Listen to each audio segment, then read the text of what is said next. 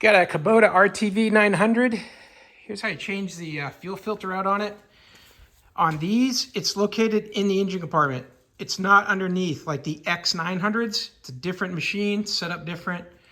For these here, you're gonna have this inline, old school type fuel filter, like on a motorcycle or on a moped. You can see it's pink there because that's got that red diesel of mine shining through it, but it's clear. And what you're gonna need to do, you're gonna have a 10mm bolt there to loosen it, and that'll loosen that clamp, and you'll be able to slide the filter to the left here, slide it up and out.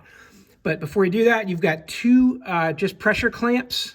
You can see them there in silver. There's one there, and there's one on the other end I haven't attached yet. Those are gonna just be a simple set of pliers. Hold them, pinch them, slide them over, and then loosen up that bolt, slide the filter a little bit up, and then you can start to pop off each end. And you're just gonna pop the new one back on, put those two clamps back on, and tighten down the bolt. That's it, that's all you gotta do. So you're gonna wanna make sure this area is clean. I couldn't even see the filter on mine the first time. It was so bedded with dirt and muck and leaves.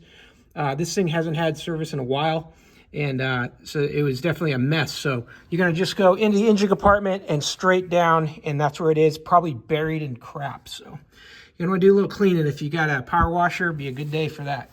So that's how you change your filter. Really easy on these, but it's a little tricky trying to find where do they put the darn thing.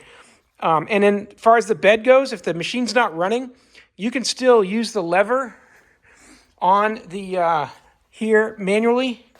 You pull that back, and then you can lift this up, and then you just lock it forward, and it'll lock in place. And that way you can keep it out of your way. Hey, I hope that helps. Have a great day.